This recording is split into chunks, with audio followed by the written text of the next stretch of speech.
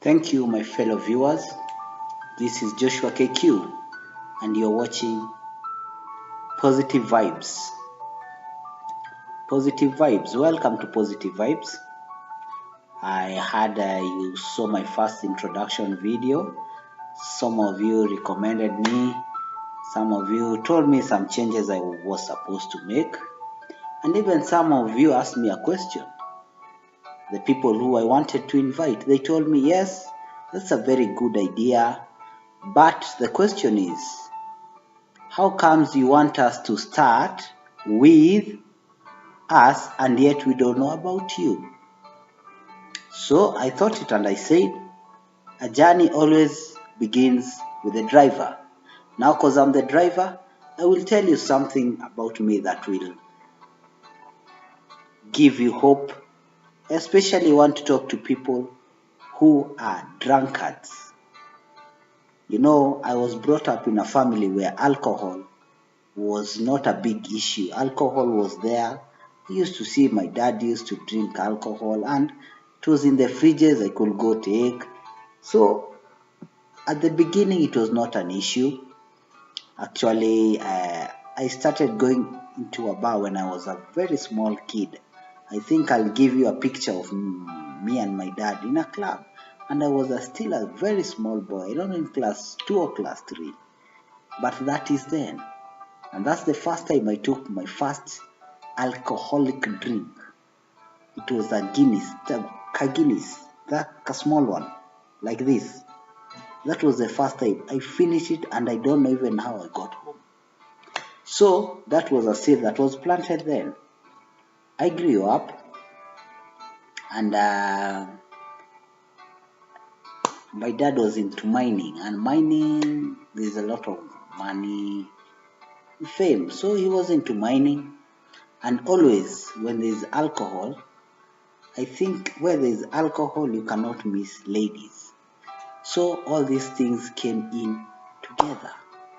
I was brought up seeing these things, and the environment that I was in, it was supportive of these things. So I grew up, and still in school, I used to drink. Actually, in class 7, it was not a big deal. So I used to drink, and when I joined Form 1, as in now it was too much. When we are out for midterm, my friends, and this peer pressure and all that. When we go for functions, funkies, they're called funkies. So it was not a big deal. But everything starts small. Everything starts small. There's nothing that starts big. Even positive vibes starting, but in the near future we'll be having a studio. We'll not be using a laptop. We are growing, and anything, whether it's in the devil, even in the godly side, everything grows. You don't just go into devil worshipping and become someone great. You have to give it time. The same to God. So that's how I started drinking. I continued drinking. When I was in school, I continued drinking. Ladies, the environment, parents, the way you bring up your child, don't think they will come out unless now they meet people like us to tell them what we are saying right now. But if we don't tell them, then they will end up in that same place you showed them. So at that time, this is Kehara. Kehara goes out, drinks, and that's how I started drinking. So when I in Form 1, Form 2, in Form 3, something happened in my life that changed my life. But all along, there was a calling. God was calling me all along since I was a small boy. Because when I was small, I used to go to crusades. I just stand there in front and see these people crying, and I could ask, why are they crying? They have not been beaten. Nothing has happened, but they are crying. So I think at that time, God had my prayer. And I'm a worshiper. I love worship. So when something happened. There's my sister who passed on. I really loved that sister. From the bottom of my heart, I loved her. And while she was sick, I used to take her to different prayer churches, and they could pray and prophesy that she was going to be a very great lady and all that. You see these prophecies. And they gave me a lot of hope. Even though she was very weak, but I had a lot of hope that all these people they cannot prophesy a lie. So it was during the holidays. I went back to school, and sometimes someone came and I was told I am needed home. And I thought, actually, because they never wanted to tell me, I knew from the bottom of my heart that was maybe my grandfather, but she was not even close. Shock on me. So that happened, she passed on. I could not believe it until that day I saw the coffin and her picture. I broke into tears. That happened, and that was something very big to me. So after I came from the burial, because I was picked from school today, we are going for the burial tomorrow. I think my dad knew that it had a lot of impact to me.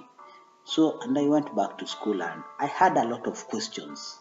Now I went and started asking God, why do you let these people use your name and lie to me? I questioned God. I used to fast. I used to pray.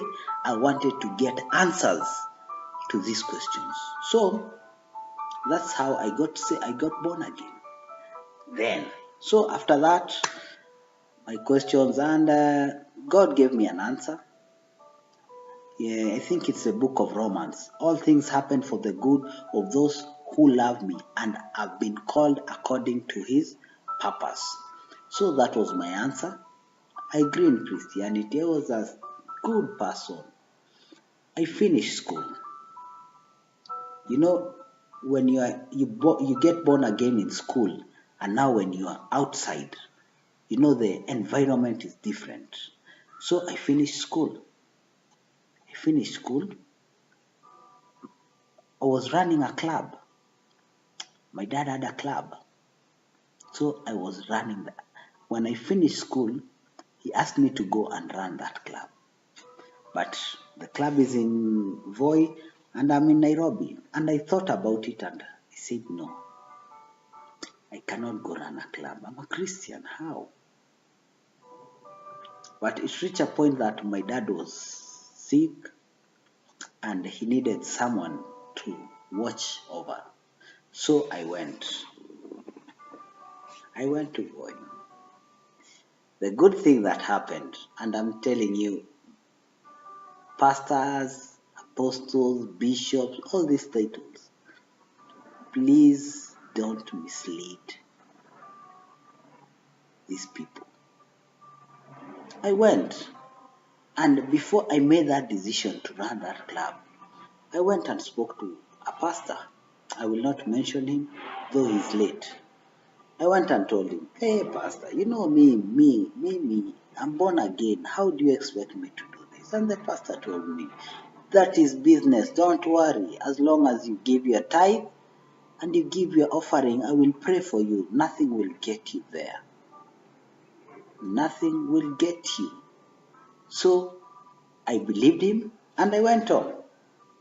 Actually, when I started that place, it was still small. It became a hit. In those years, you talk about Savorite Club. Anyone from Mombasa passing through Voi must have come across that club. I'm telling you, it became great. And that's where I fell. What happened? You may ask, and you're free to ask. What happened? You know, I find it very funny when you Christians argue with Muslims about the Bible. These are spiritual matters, and spiritual matters, if one is not in the spirit, you will argue until tomorrow. Okay? So, if you're drunk and I'm sober, we are in two different worlds. Unless you become sober, you understand me, or I get drunk, then we understand each other. And now here I'm dealing with people who are drinking alcohol. And in Taita they call it chofi. And if you drink so much, they call you mwachofi. So I was dealing with these people. I'm telling you. This Friday, someone just came in and I was pissed off. And an old man came and told me, my son, you're doing a good job, but you cannot deal with a drunkard person when you're sober. So it's either you drink or you go home. You can't make it in this industry. And he went and paid for 2 bottles. I just brushed him and, he went. Sometimes later, someone else came. This day the devil had decided, today we have to get you. He came and bashed me and I was furious. But when the second person left, that thought started coming to me. You see, that Mzee told me that I have to. So I thought about it, and he's already paid for 2 bottles. They're on the counter. Then I never used to drink, so people used to. I had like 3-4 crates of soda counter, cause everyone soda, take 2, take 3. So they were just there. So this Mzee has the only person who's bought me beer is this Mzee and 2 bottles counter. So I went on and said, by the way, I think I should. And I went and opened. It was a red can. I opened, and I stayed for like 3-4 years not drinking. And red, I think it's a wine. My friend, the third person came. What I showed him, we understood each other very clearly. Because I was in their world. That's how I started. I went back to drinking. And I myself had no problem in drinking. But when I drink, now the lady is coming. Now I become a humanizer.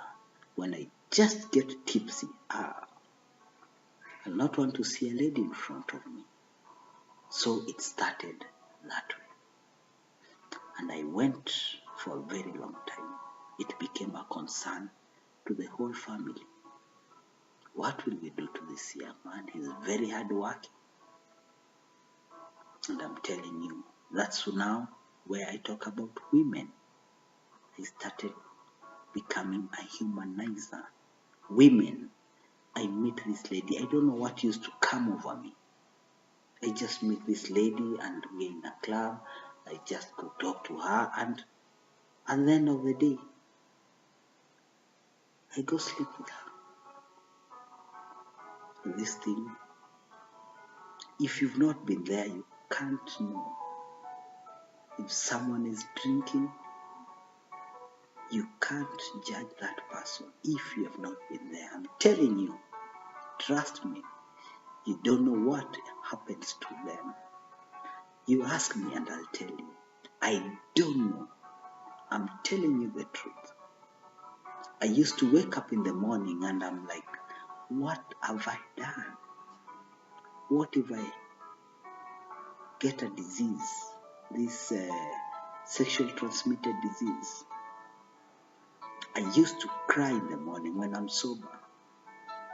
And I said, I'll not drink, and I'm telling you, you who do not know, it's a wife and your husband is drinking. Don't judge him. I wish you could see me. I wish you could know. My family was praying for me. I have an aunt who was praying for me earnestly. But it's only prayers that can do this. Only prayers. They tried their best. They tried talking to me. They used to tell me, you see, you're following what your dad used to do. But I never wanted to do that. Something was coming over me. Even these ladies who are going in the streets, hawkers, they don't want to do that. But there is something. And I can give you a scenario. There was one this time I got drunk and I was coming from Westlands. And in town, there's somewhere there, we used to call it SJ. I don't know whether it has changed or it's still there. So, it was during the night and I had my friend and my friend told me, we go look for a lady. So, we went and entered there. We entered, once sat down. Oh, I saw a beautiful kachik there. I called her, I bought her a drink. And she told me she'll not take a drink. I'd rather give her the money for drinking. So I was like, why? You know, when I was in Voi, they used to go tell the counter to put a soda. You know, a soda and the difference of beer, it's a huge margin. In that bottle of beer. But this one was very honest. So the honesty attracted me to her and I was like, okay, how much is a beer? It was 100 or 150. So I told her, oh, okay, I'll buy you a beer and I'll give you that 150. I want you to drink. So we sat there and we were talking. And you know, she was like, I'm sitting with you, I'm drinking, and yet I want to make money. So I told her, how do you make money? I was just trying to be a fool. She told me, see, we go one shot, you give me 300-400 bob. So I told her, okay, fine. So we went to a room and we went inside. And when I was there, I asked this young lady, you know, I'm surprised you're very honest. Then why are you doing what you're doing? And she told me, I wish you could know what I'm going through. And since you don't know, the only thing you can do is give me money after we finish. Because even if I tell you, you cannot help me. And you know, me, by the way, as in me, I know myself. You can tell me about me, but I know myself. I'm very remorseful. So I told her, just come and sit down. What is it that you are going through that no man can solve? So she started telling me about her mother. Her mother is very sick. By morning, she's supposed to raise 800 bob. 800 bob. And so far, she's got 400. She showed me the money. And I told her, see, you go work. She said, I'm very young. She was around 17 years. She told me she's very young. She has no identification. She cannot be given work. And the mother needs the money for medication by morning. And I was like, she was telling me she has to pass through a chemist so she can take the money to the mother. I was moved. I was touched. I just told her, just put on your clothes. I will help you. I will help you. So she dressed and we went. I told her, we just wait for morning to come and then I will pass by the medicine and I'll take you home. She lived in Huruma. So morning came when she bought the medicine and she took it to her mother, but I never went to see the mother. But she bought the medicine. She had a prescription. So, you who are judging, you don't know, you don't sit with these people. You just see the cover. You see someone is drunk, but you don't know. I was struggling to get out of there. I was struggling. I was asking. In the morning, I used to wake up and ask, why are you drinking? Why are you drinking? Why? Kwa nini unakunywa kehara? Si wachane na pombe. Even when I don't have money, my friends will come and tell, come, let's go. And we go. I used to. When I'm alone, I'm very strong. I used to go sit down. I shed tears and ask myself, what happened to me? Why can I not stop drinking? But there was no one to understand me. There was no one. They thought I just loved drinking. But I did not love drinking. I could not leave that. And the worst thing about me is that I knew when I drink, I'll always go for women. And I used to be afraid of SSS, sexual transmitted. I used to be afraid of those things. I'm telling you, I used to sleep with a woman. And after finishing, I don't know, that's when that thing goes. I start asking myself, sasa na ukishikwa na ugonjwa, but it has already passed. So time went on, and then I started going to church, and I met this man of God who prayed for me. And you know, when you get the right people, you'll get assistance. So I met this man of God, and in church he asked, how many people drink alcohol? And I stand and I go, and he tells me, okay, as from today you'll not drink alcohol again. But if you come across it, just take.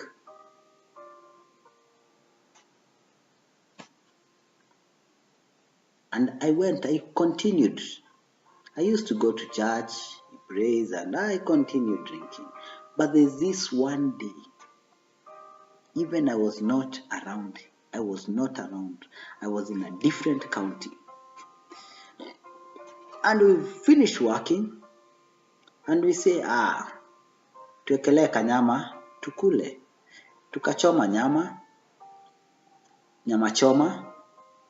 And after doing that, we went to finish the choma. We said, no, let's go for Viceroy. So the Viceroy came. As usual, I took the Viceroy.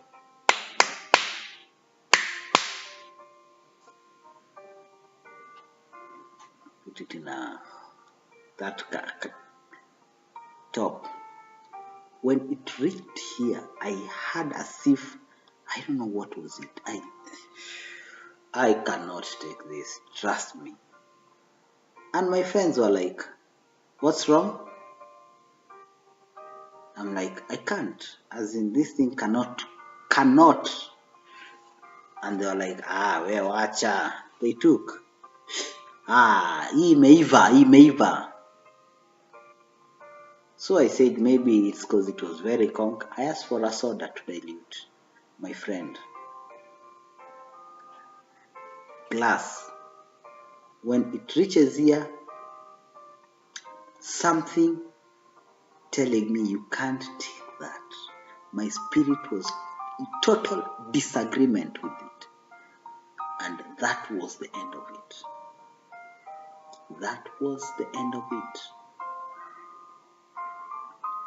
From that day until today, I'm talking about 2020. 12.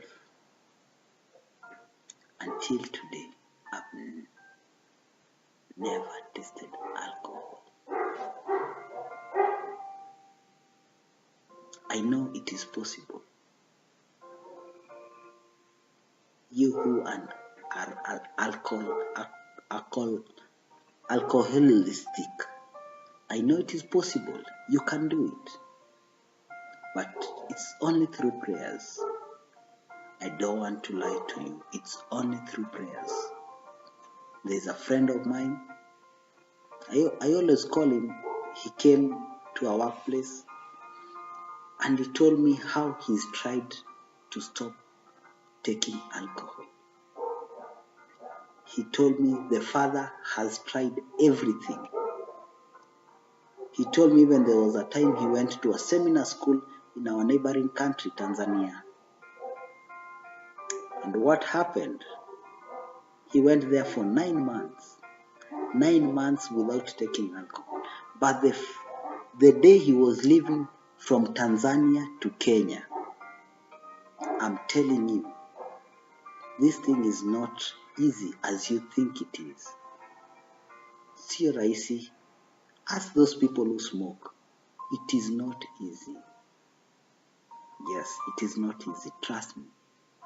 So, the day he was leaving from Tanzania to Kenya, at the stage, he's already paid his bus ticket. He's remaining with 200 bob. Tanzanian money. I don't know how much. The rest is Kenyan money. So he remains with this 200. The only Tanzanian money. I don't know. It's 200 or 2,000. I don't know. So while he was there, someone comes and he's like, boss, habari yako? You know, Tanzanian, they're very kwa pole wapole. Samahani kaka, jambo. Nilikuwa naomba unisaidie. Niko na hii. You know what is hii? Konyagi. And it's not that price. But this person came and asked for the exact money, Tanzanian shilling, this friend of mine had. Naomba hiyo. Nipe sijui ni 200 ama 2,000. The guy was given. After 9 months, one day. So this alcohol, once someone is addiction is a spirit. And if you want to judge this person, you might judge this person wrongly.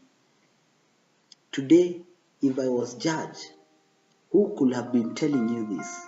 At that time they judged me. They said, I'm following the footsteps of my dad, but I'm telling you the truth. I wanted to stop drinking, but I could not. But only through prayers. It's the only way out. So, you who has a brother, a sister, your father, your mother, your uncle, your grandfather, and is a drunkard, just show that person love. Show that person love. And I'm telling you, you will see that person changing. But if you cast them out, you are a drunkard, you go. He comes, I want money. You're going to drink. You're not helping this person. The only way you can help them, show them love. And don't judge them, because this is a spiritual matter. I told you, when you were there, when you are drunk and someone is sober, you are in two different worlds. You cannot understand each other. He cannot understand you and you cannot understand him. That's why the Bible says you overcome evil by doing good. So show this person love. And I'm telling you, you will overcome. Because I did, you will too. I know you will. You who was a husband who is drinking. You who was a wife who is drinking. And don't judge. Even when you see these prostitutes in the streets, don't judge them. I wish you knew. You know, I used to come from Westlands. I used to pass through Koinange while I was living in Umoja. And I used to pass there. And Umoja too, actually, 90% of that area I did postpaid metering, postpaid to prepaid. So they used to see my car. And I used to come, and when I'm there, one day when I was surprised, it's like, hey, Tubebe, please carry us. And I'm like, what? How do these people know this car? So they're like, I stop. One thing about me, I'm not that person who can be intimidated or fear. I don't have that. So I stopped. And I opened and like, you want me to carry you? Where are you heading to? They told me we are going to Umoja. And I'm like, how do you know I'm going to Umoja? When ndio unatuwekea mita huko unasema nini? I was shocked. So I used to carry these people who used to go. Imagine from town, Jogoo Road, Outer Ring Road, we going and I talk to them. And some of them, I'm telling you, it's a spiritual matter. It's not about money. It's something that they cannot control. Some of them have husbands in their house. And they used to tell me, where tuweke hapo to change. Unajua, Hazia kiniona hivi atashindwa nimetoka wapi na nimemwambia niko job night shift. And I'm like, siuache uko na husband. Niambie, nisipoenda huko nasikia kama mgonjwa. So, it is not you to judge. Please, don't judge. Even when someone is on the wrong, don't judge. And me, I always ask this question. You know, us Christians, we like judging, and yet we are the people with the solution. I give an example of someone who's in the pit. Who do you expect this person? This person is expecting help from someone who's outside. And instead of you giving a hand to this person who's in the pit, you cast stones on him or her. Instead of giving him a hand, throwing a rope and telling him, chukua kamba hiyo, kuja juu. You just press, you talk a lot of. And that's what hurts me a lot. So, that is just part of my story. I have so much to tell you, but I'll be telling you as we proceed. Even at times as I talk to someone, I will be sharing mine slowly by slowly. But as I told you from the beginning, a journey starts with a driver. I want to thank you for watching. You can subscribe to this channel. I'm going to be doing this very often as long as I get people who are willing to share and people who have made it in life. And by making it in life, I don't mean money. No. There are people who have never taken breakfast in their entire life. And now they're in that position. That is a life. In life, you've made something that someone who's there will want to hear you tell him. Because he or she will relate to your story and compare it to hers and have the confidence that they're going to make it. There is a person who has never slept in a house. But when you who slept outside and you sleep now in a house, tell this person it is possible, it's easy for him to relate with you than with me. It is very easy for someone who has never put on a suit and now has several suits to tell that someone that does not have a suit, you can make it, you can put on a suit. Because I never had one. I used to wash my shirt at night and in the morning it was dry. When you tell this person, you are making a change in this person. And this is all about positive vibes. We want to change people in different areas. Because everyone has a story to tell. And your story will help me and my story will help you. Your neighbor. You know the good thing about Nairobi, it's very hard for even neighbors to sit down and share. So, because right now you enter matatu, everyone is in the phone. Then I thought, because internet is everywhere, let me try and talk to us. You and me, we talk. If you have something, just let me know. Thank you for the people who told me the sound was a bit compromised. I'm making efforts, and I'm going to do better. But I'll ask you to pray for me so that as I grow, I get professionals. Me, I'm an amateur. This is the first time I'm appearing to many people in the view and I'm talking. The rest, I'm just seen by the camera, it passes when I'm in church. But right now, I'm talking to you, and it's my prayer that this will help you know that these things that happen to people, it's not by their wish. It is something that is uncontrollable. And the only person who can tell these people you can come out of it is those people who have been there. So I welcome you. I promised you that the first show will be for Mama Grace. But as I told you, I thought and I said a journey starts with a driver. So I have kickstart. Now the plane has kicked off and now everyone is on board. You are on board. I'm waiting to hear your story and I will come and you'll give me your story. Thank you for watching. This is Joshua KQ and you have been watching Positive Vibes with the driver himself. Just know that our journey has started and we are not going to stop until we reach our destination. Thank you for boarding. See you sooner than earlier. Welcome.